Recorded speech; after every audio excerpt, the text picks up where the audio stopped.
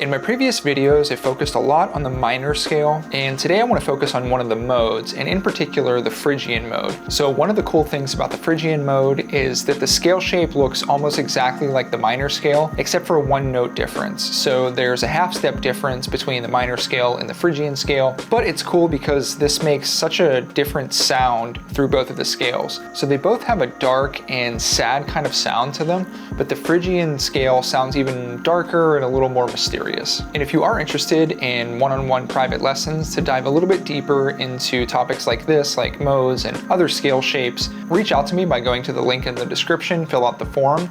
I would love to hear from you, love to hear about your goals and how I can help you achieve them. So the minor scale looks like this. Again, I'm in a drop tuning, I'm in drop C, and I'm starting on the 5th fret of the 5th string. This works in any drop tuning, and it also works in standard tuning.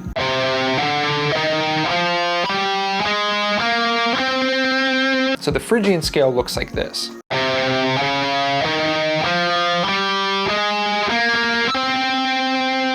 So the only difference between the minor scale and the Phrygian scale is where the second note is played. So in the minor scale, the second note is a whole step, and in the Phrygian scale, the second note is a half step.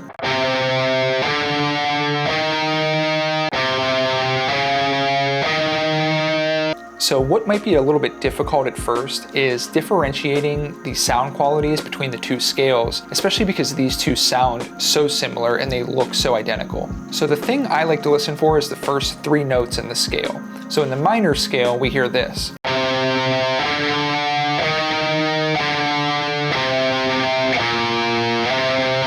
And I played the first 3 notes and then went back past the first note to the 7th note, just so we can hear how it resolves back up to the first note. And I'll do the same thing with the Phrygian scale.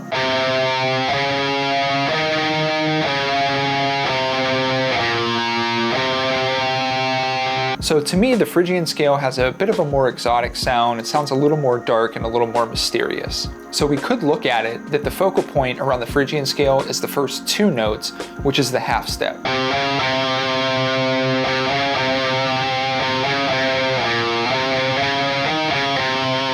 Whereas the minor scale has a whole step between the first and second note.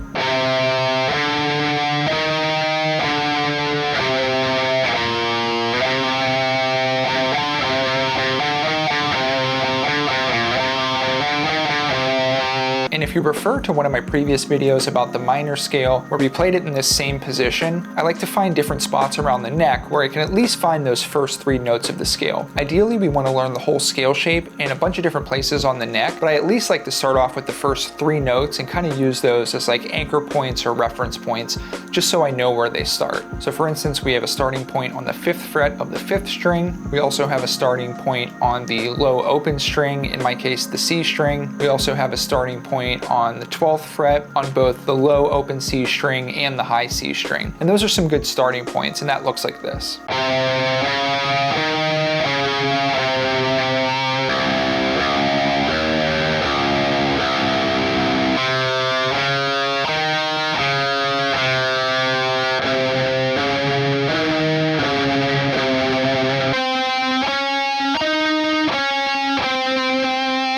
And then just like with the minor scale, one of the other things I like to do is use the open low string, so the top C string for me, and then just play some of the other starting points and kind of combine those. And it starts to sound a little bit like a riff, just even as a small exercise.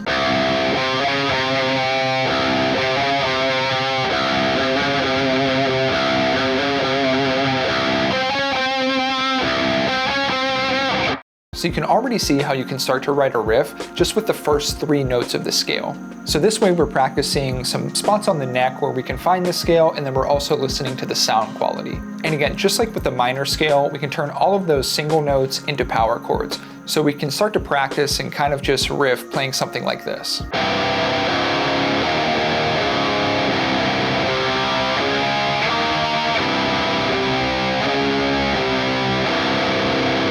So again, we can already kind of start to hear some ideas that we can use to turn into riffs and kind of mix and match some notes from the rest of the scale. So again, what I would do for practice, just like the minor scale, is play the scale up and down to get used to the position and the muscle memory of it, and then also the sound quality. So those are the 2 most important things. memorizing the scale shape, and then the muscle memory. And then you can start to build from there, where you kind of mix and match notes or skip and use different intervals to create some more interesting sounds. So again, here's 1 octave of the Phrygian scale. And then here's 2 octaves of the Phrygian scale.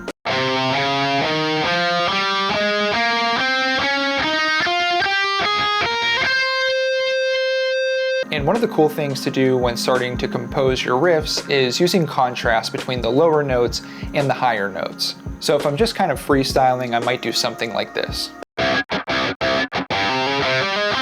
So one thing you might notice there is I used a couple of the open strings, and we know right off the bat that the 2 C strings, so my top open low string and then the higher C string, are both in the scale. And then for me, the 5th string is the G string, that's also in the scale. And I like to rely on the open strings, at least in my writing, to help fill in some empty space in between some of the other notes or phrases that I'll use in a riff.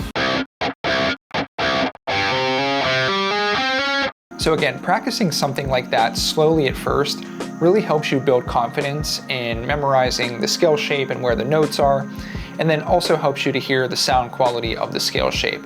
So there's a difference between this and then the minor scale, and we can hear that especially when you play it slowly. And then when you start to add speed, it sounds like a more complete phrase.